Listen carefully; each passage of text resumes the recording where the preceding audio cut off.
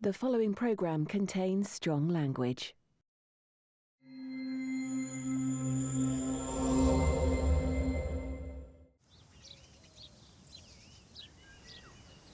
Did you say action? Yep. Oh, right. Action.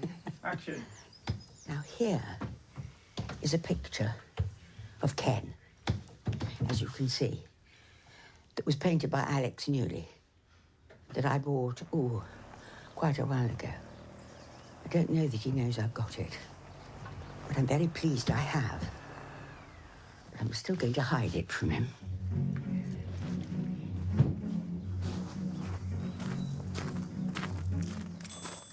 Shall I put it? Well, supposing I put it there. There we are.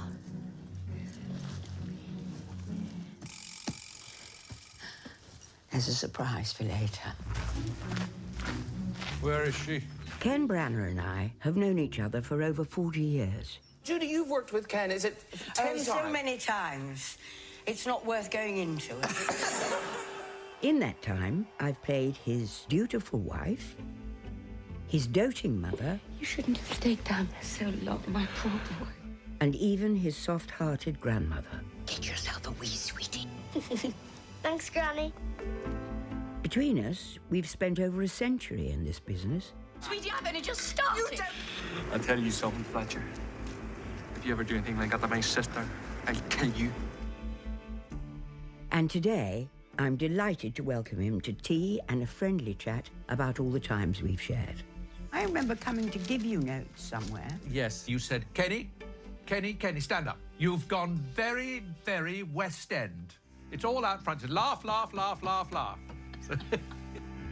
In The Merchant of Venice, I said to him, but just appease the time to eke it and to draw it out in length, to stay you from erection, to select election, as you know.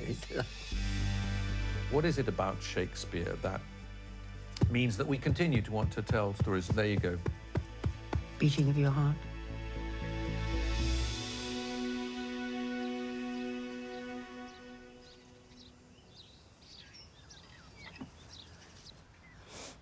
Oh, dear. Hello! Well, about bloody time. Your father and I have been worried stiff about you. I'm looking for Judi Dench, international star of stage and screen.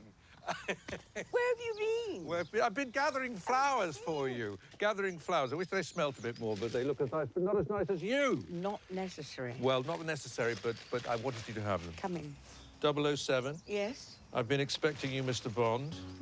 That's a very nice entrance if you happen to have played James Now, Bond. please, Kenny, watch. Yes. You have to contend, I'm afraid, with the parrot. Oh, the parrot. Oh, my God. Is it a talking parrot? Yes. Darling, you're very good bird. You're such a good bird. Sweetheart. That's her name. When Sweetheart is in full voice, what are the kind of things she tends to say? She says, you're a slag.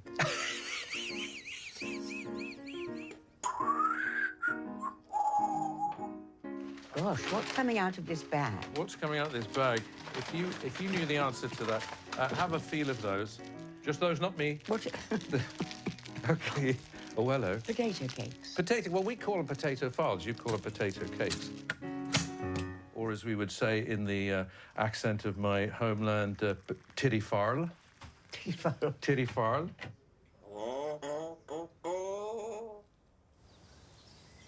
Do you want me to put some butter on that for you, or would you like to help yourself? I'm going to... Or you can just gonna... It's my butter, isn't it? It's your butter, it's your house, so you can be as filthy as you like. Do you remember when we first met? Was it on Ghost? It was on television for the BBC. If you have a mother's love for me,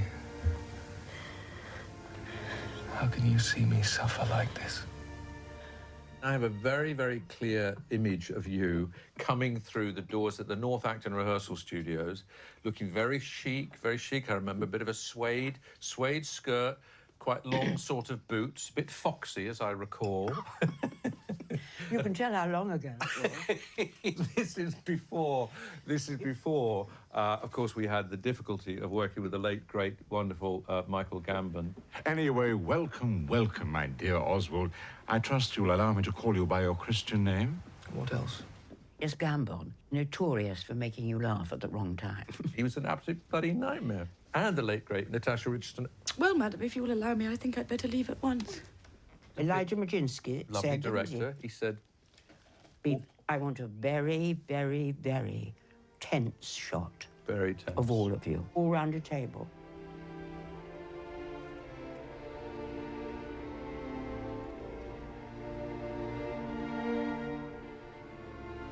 We're all round there with the plates. And And Natasha, very somber Natasha coming around. I'm here, you're there, Gambon's over there. And then Natasha comes around, she just goes, would you like some potato? and Michael Gambon's at just the usual age. I heard 10. I had, Or I'll, 10. I'll just have 10. And then, of course, Natasha went like that. And then she spilt potatoes onto my plate. And then, of course, it was no good. So then I thought that I was converting this into acting. So I went down into myself, if you will.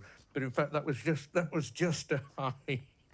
That, because the camera kept passing. Then we heard a voice, didn't we, saying, Mr. Branagh, Miss Dench, you may leave the studio. Yes, and don't come back. We were sent away. We were sent away, didn't work for the rest of the day. Very, very disappointing we were. We hadn't just let the play down, we'd let the whole school down. We had. Did it ever appear, Ghost? I don't, it did. Did it? It did, yeah, it did. I shall be patient and undemanding. And cheerful, Mother!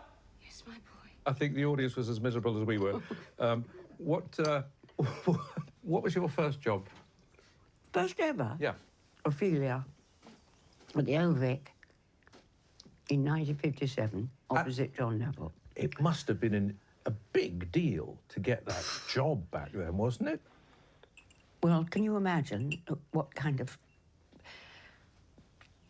You know, I was in a kind of haze. We opened at the Liverpool Playhouse. Playhouse, Liverpool Playhouse, yeah. For 1 week, you know. Well, it didn't go well. I mean, they didn't like somebody completely unknown playing the part.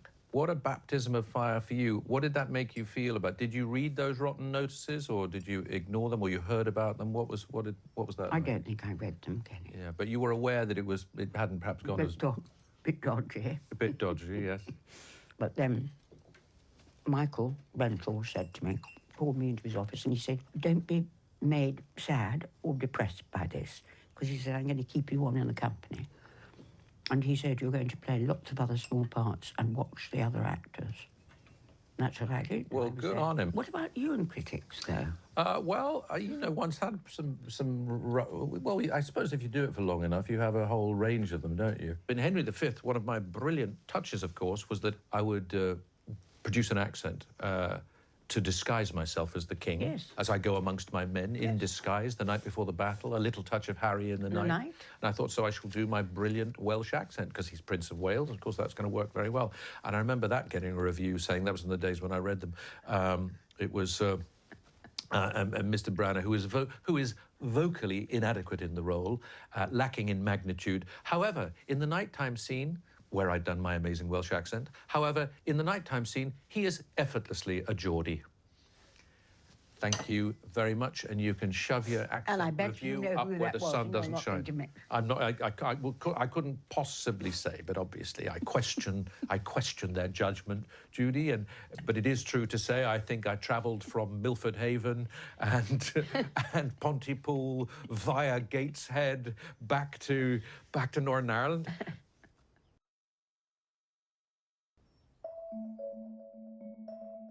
Before we became hardened to the slings and arrows of outrageous reviews, like many, Kenny and I both started our acting careers by going to drama school.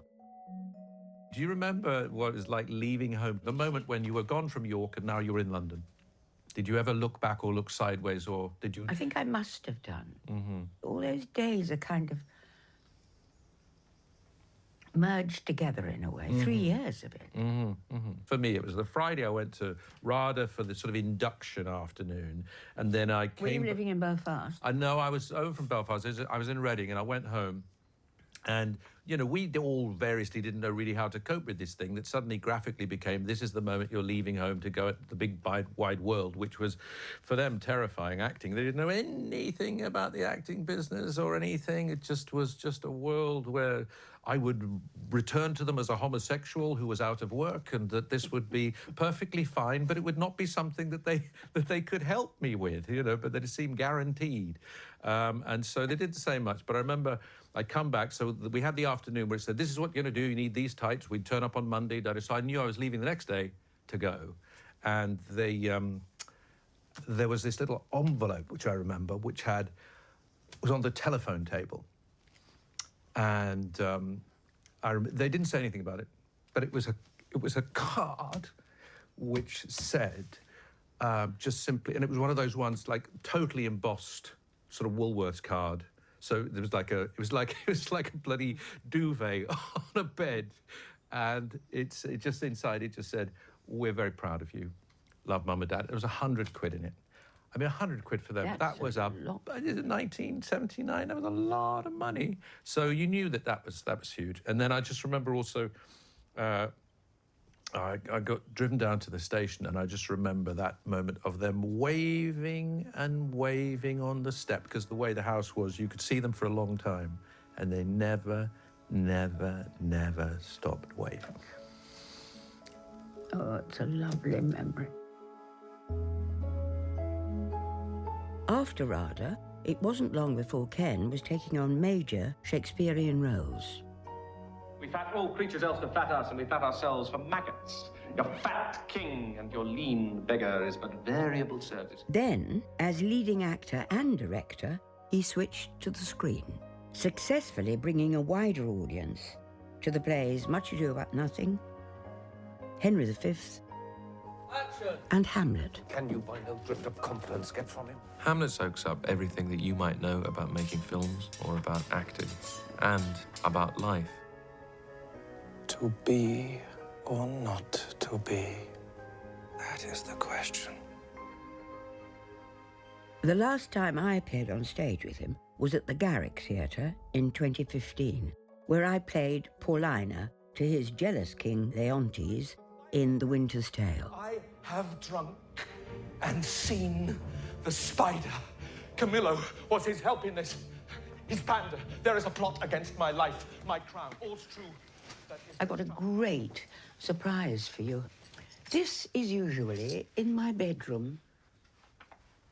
Oh, blimey. It's you, as Leontes in The Winter's Tale. Blimey, Did you ever Emma. see it? I blooming well. I've never seen this. Wow. I think it's terrific. Wow. It's only in my bedroom, Ken. That's slightly unnerving, but I think it's wonderful. very good. It's a good Very surprise, good. Gosh, it brings isn't it? back such a lot of memories. What studied torments tyrant has for me? What wheels, racks, fires, what flaying and boiling in leads and oils? The production was very well received, except that I do remember one rather embarrassing moment in the wings, when I had what people, I believe, nowadays call a wardrobe malfunction. Such a lot of memories of standing in the snow, waiting for you to come on and hoping that you'd remember to put your skirt on, which obviously didn't happen every time, but that's just a choice, Judi. It's a choice. How brilliant to see that. Isn't it lovely? It's Yeah, absolutely beautiful, fantastic. isn't it? I'm very honoured to be in in my bedroom. place you mentioned. That's probably as much Yes, as I need to know at this time. Let me put it back there for you. Apart from regular returns to the theatre, for the last 25 years, Ken has mostly concentrated on film. What was your favourite moment? President was having a duel with Alan Rickman with my wand, coming off the worst for it, but enjoying it. In that time, he's been celebrated as a director of Hollywood blockbusters, successfully bringing his sharp, storytelling eye to the superhero movie. Most recently, he won a Best Screenwriting Oscar for a film he also directed, the autobiographical Belfast. It's 1969, the eve of what became known as the Troubles. and I play the grandmother of Buddy, who is about to be uprooted from his hometown to the unknown world of England, something that Ken himself experienced as a young boy. I was a great one for the pictures when I was your age. I used to think you could climb right inside the screen and visit all those strange places you saw. Like that one in that film, what was that? Lost Horizons. Did you ever see that? No. What was the name of the place, Granny? Shangri-La. That's what they called it.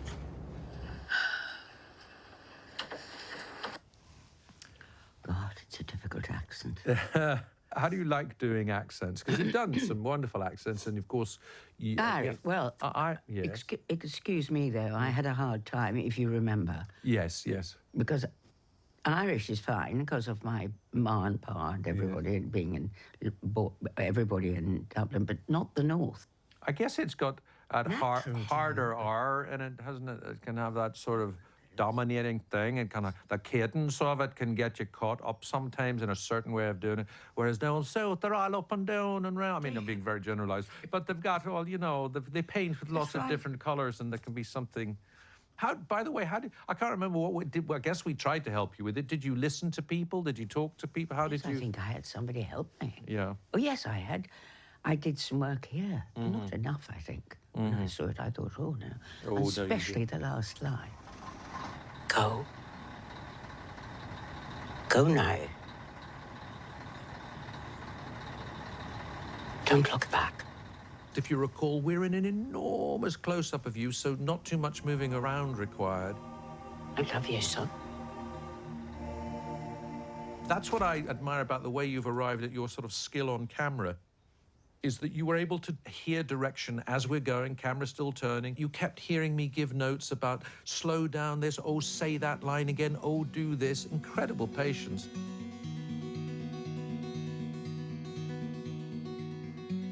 It was a fascinating thing to direct young Jude Hill as Buddy, because someone like Jude at 9 years old, the minute you do something different, he's onto it. Yes. If you repeat yourself, you have to be very alive with children. You have to, in acting, listen, I don't have kids, so I don't know, but in terms of keeping them alive in the scene, you have to be entirely present. Otherwise, they know you've gone to lunch, and they'll go to lunch as well, as it were. But I am a person. That's the point. One of the most moving scenes in the film is when young Buddy visits his grandfather.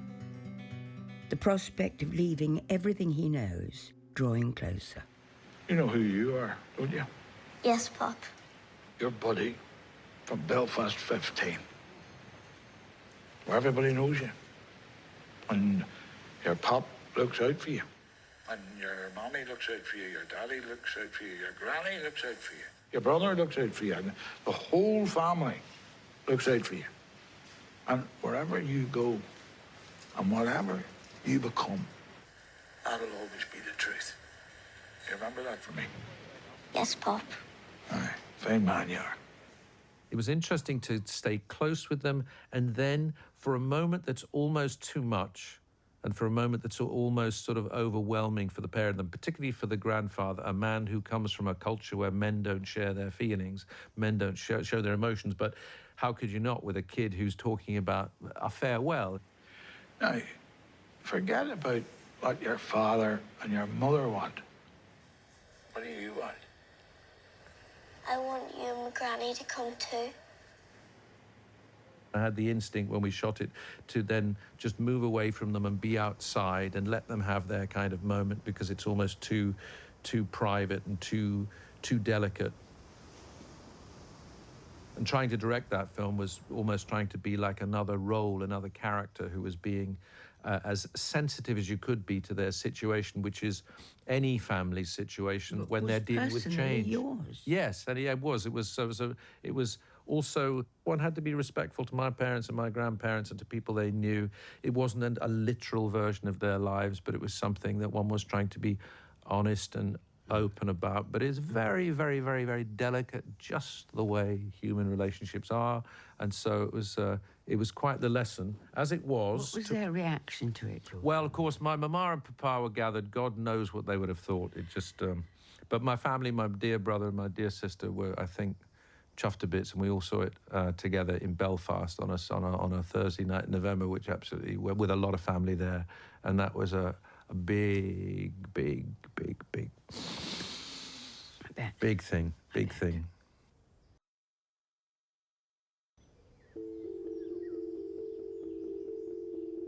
After leaving Belfast, Ken's family moved to Reading, not exactly Shangri-La, but a journey of discovery nonetheless.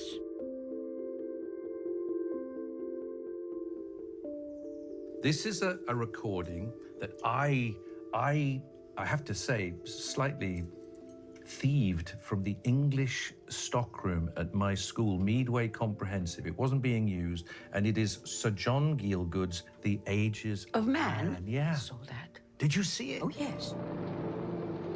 Sir John Gielgud's celebrated Ages of Man was a tour de force through the great Shakespearean speeches. Shall I compare thee to a summer's day? Thou art more lovely and more temperate. Rough winds do shake the darling buds of May. Gielgud was one of the most renowned classical actors of his generation. Where be your jibes now? Your gambols, your songs, your flashes of merriment. And was a huge influence on me and Ken. Not one now to mock your own grinning. Quite chop-fallen. When I was at drama school, I remember my principal, Hugh Crutwell, had him come to see me do a bit of Hamlet. And without telling me, he said, I've got somebody I wanted to have a look at the speech for you. You might have a few tips or whatever. And into the room walked Sir John Gielgud, universally acknowledged as the Hamlet of the century.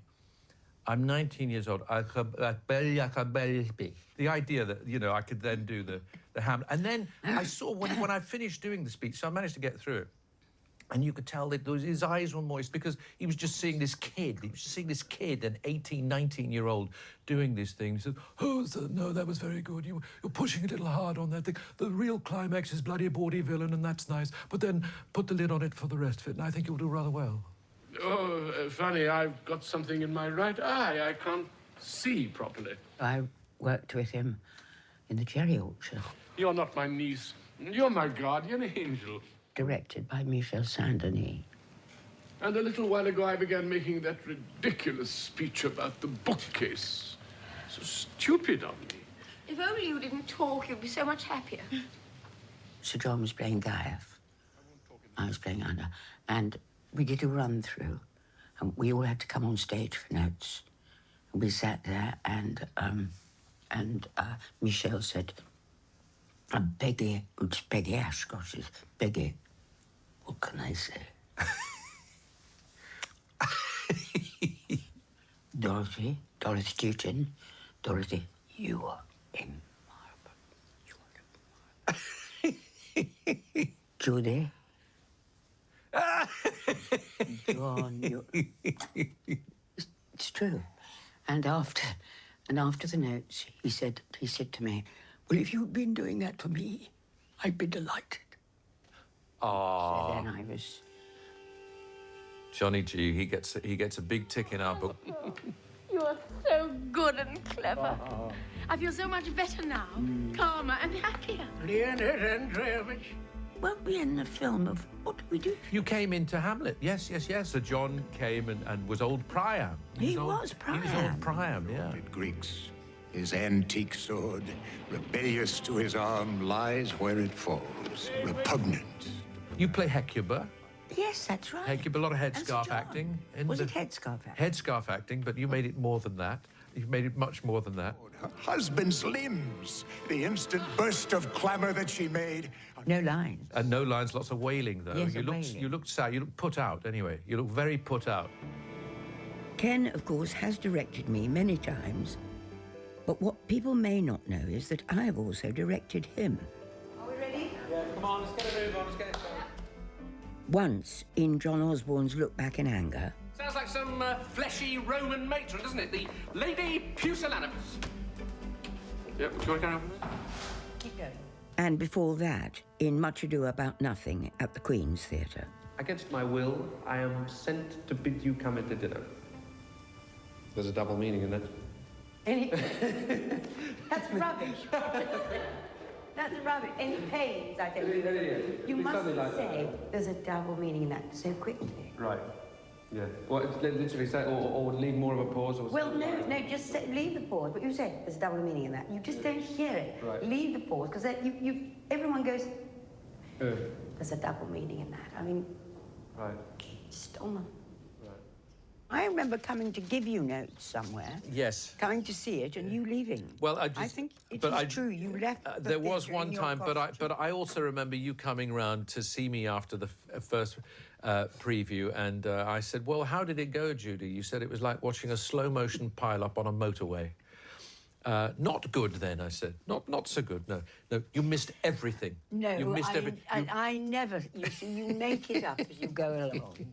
I never said that. I know you were, what was sweet was you were pretty cross with us at various times, but you mostly didn't show it. But well, because you wanted it to be good. You used to tell me, in fact, you came in, well, I know you'll give me a hard time. I don't think I corrected you at all. You came in when we were in Brighton, we're on tour in Brighton, and you said, Kenny, stand up, Kenny, you've gone very, very West End. I said, what do you mean? You're not looking at anybody. It's all out front. It's all out front. It's laugh, laugh, laugh, laugh, laugh.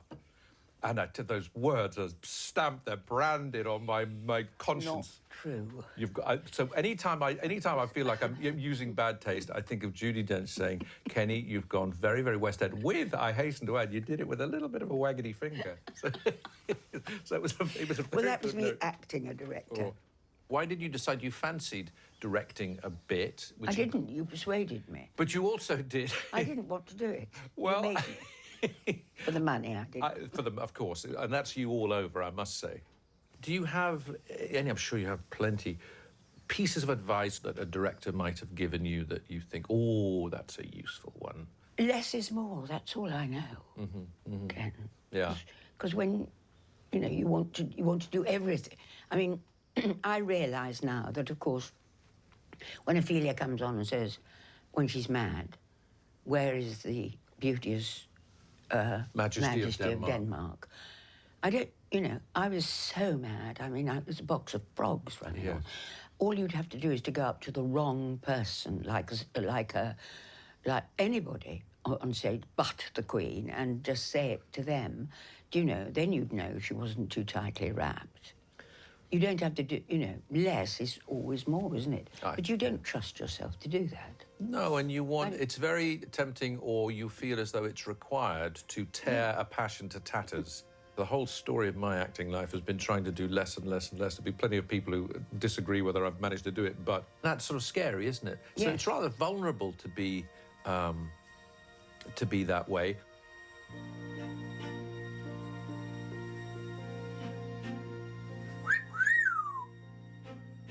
I was once in a scene with 3 actors, and one of them said to me, rather like this person doing nothing at the back here, said, oh, so we're going to do the scene in a minute. Are you going to do something, or are you going to do nothing? Because if you're doing something, I'm doing nothing. But if you're doing nothing, I'll do something. And at the moment, I would say the 2 of us are doing something, and this one's doing nothing, and everybody's looking at that one. Her. Of course, Nat. Story of my life. Not a fool. Story of my life. Now, that's a movie star. Sweetie. That's how you define a movie star. I want to ask you about this painting, Jude, because it's such a fantastic likeness of the brilliant Mr. Michael Williams. Michael and I were married just short of 30 years when he died in 2001. Look at that, Ken. Yes. I mean, you knew him well. Yeah. It's brilliantly painted. Yes, But there's something about his foot there and his, oh gosh, his hands, I love it. I really love it.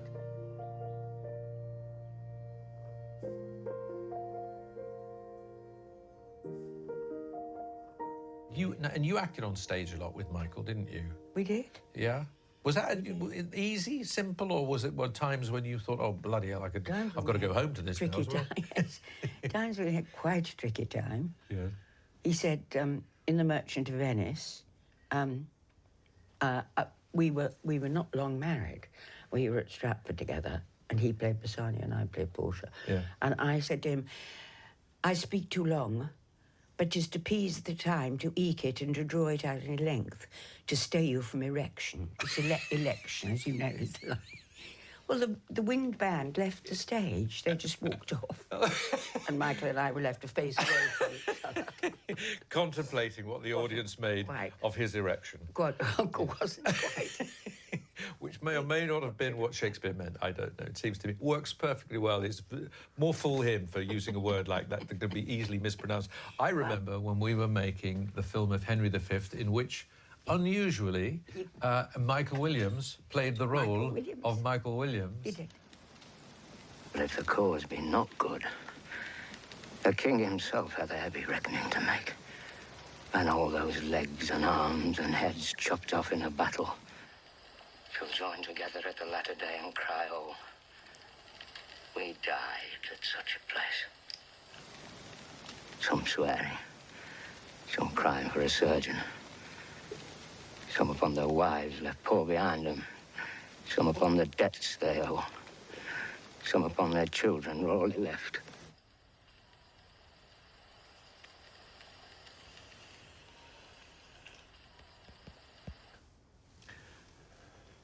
Now, that's a very talented young actor. He had such a tact, and he had such a sort of strong and, as it happened, very masculine presence, and he had that incredible sort of movie star jaw and those piercing eyes. Yeah, a handsome lad, wasn't he? He was. What is it about Shakespeare that means that we continue to want to tell stories? And there you go. Beating of your heart. Mm-hmm. The beating of your heart. All those lines. It's what it sounds like or feels it's exactly what it is. Mm-hmm. And it's how you kind of retain it, isn't it? When it's going with that rhythm of di-da, di-da, di-da. Beat. Yeah. My father had a daughter, loved a man. Mm-hmm. My father had a daughter, loved a man. When this project came along, All Is True, which we did together, where you played my Mrs. as Shakespeare, did you feel as though you knew the woman or had a sense of who she might be? I don't think I did. Mm-hmm. Knew all about the family and everything, and their environment and exactly the kind of place they were in. All Is True, directed by Ken, is an imagined account of how Shakespeare's later life might have been. In this scene, the bard has returned to his family home after a long career in London. An absentee father and husband, unaware of how disconnected he has become. Good night, husband. 20 years, Will. We've seen you less and less. To us, you're a guest. And a guest must have the best bed. Rest well. For me, it was really a wonderful pleasure and a privilege, really, to try and play an imagined version of Shakespeare, Ben Elton's terrific screenplay. The real joy of the film for me are the imagined conversations that Shakespeare might have had. There is no corner of this world you have not explored, no geography of the soul which you cannot navigate. How? Do you want to be a writer and speak to others and for others? Speak first for yourself. Search within. For me, something that stamps him as a genius is his capacity to understand what we might call, and I think you never can call it, the ordinary. The ordinary is always extraordinary. Quite. Yeah. To bring down to a line which contains all that, not emotion, all that intensity that one might, that everybody, that a lot of people experience in different ways. He somehow distilled it, didn't he? Distilled it, and when we can't find words, we can find this poetry That's true. that goes beyond the baldly literate or literal. A good friend of mine, alas, lost his papa a little while ago, and I could see he was, he was as affected as people are. Dad's your dad, and he loved him. And he said, I don't know what to say at the funeral. And I said, well, for what it's worth, there's this line from Hamlet. I found I couldn't speak about my father much. It was too...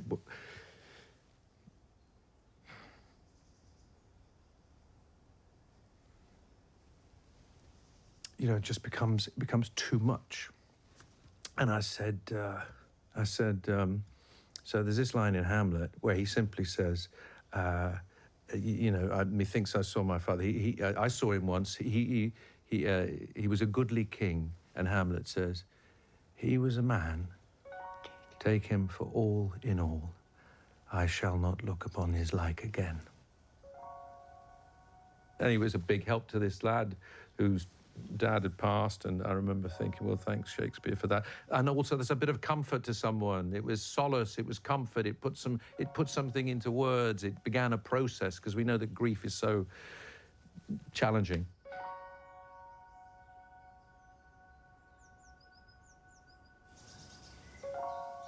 Michael and I bought this house, and together with our daughter Finty, we decided to dedicate trees in the garden to our friends who are no longer with us. That is Mags's tree. Ah. Crabapple. Plenty of them as well. It had its only... Well, I don't know if it's got... Can you see if it's got fruit on it now? Has it got fruit on it? You're telling me it well, does. Yes, it had nothing it's fecund on it and fertile. Till the day of her memorial, her kind of funeral. And it had one, and I put it in my pocket. And she's at the front door, but she can see everybody coming and going. She's watching. She's watching. Watching. She's watching.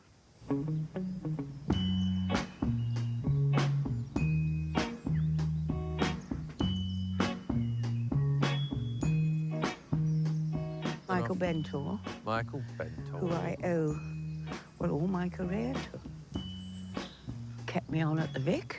Good on him. A man of such most excellent fancy, of infinite jest. Infinite jest. He hath borne me on his back 1,000 times. We can go up here. Yeah. A lot of people you'll know here. When my legs cannot find the road. There's Gambon and Bill Kenwright. Bill Kenner, Peter Hall, I'm told as well. Yes, and here, down, if you come down here to the orchard, Sir John is over there. Sir John's over there. It brings the answer to my ear. Because my God has a telephone. I remember Dickie Briers, Richard Briers of this parish, were in the dressing room at the Tokyo Globe Theatre, and it was a Wednesday matinee, and it was raining, and we'd been on the road for quite some time, and the call came through. It said, Mr. Briers, this is your beginner's call for Shakespeare's King Lear. And then very slowly, very deliberately, he turns to me and he says, I fucking hate acting. I said, well, why do you hate it? Why do you hate it, Dick? He said, well, it isn't any kind of job for a grown man. I said, why not? He said, well, you're just standing on a platform in tights, shouting. What's the fucking point? Well, so we've spent a life standing on platforms in tights, shouting, Judy. That's all we do. That's all we do. But it's better than working, isn't it? Quite. And you do it with a few mates.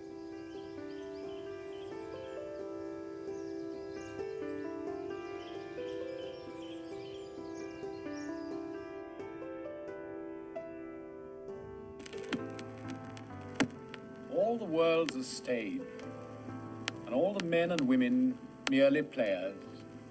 They have their exits and their entrances, and one man in his time plays many parts, his acts being 7 ages. At first the infant. Did you have a choice of wanting to do something else? No, I couldn't do anything else. My career choices, as put to me by the very nice people who were trying to look after us as we left school, where you could, there's the insurance company, there's British Rail, and there's the Army. I didn't have any particular issue with any of those things, but just I knew they were not me in any way, shape or form.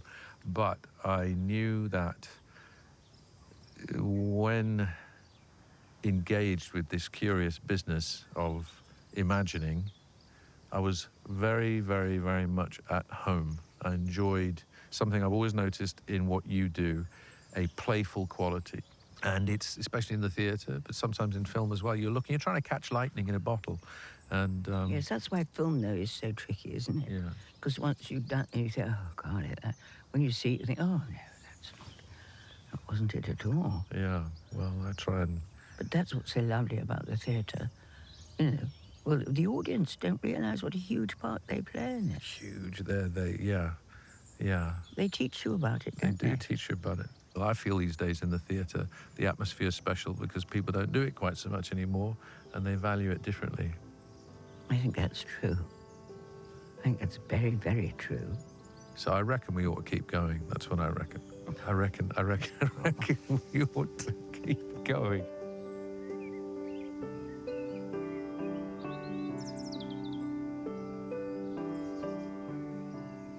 Full of wise saws and modern instances, and so he plays his part. The sixth stage shifts into the lean and slippered pantaloon, with spectacles on nose and pouch on side. His youthful hose, well saved, a world too wide for his shrunk shank. And his big manly voice, turning again towards childish treble, pipes, and whistles in his sound.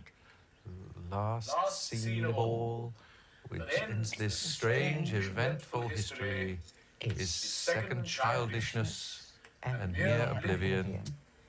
Sans teeth. Yellow. Sans eyes. Sans taste. Sans everything. Bit gloomy, isn't he? It's good to be wise when you're young. For you can only be young. I've been asked, are you going? Asked to get me going. I thought that was you. Yeah. I thought I've been asked to get you going.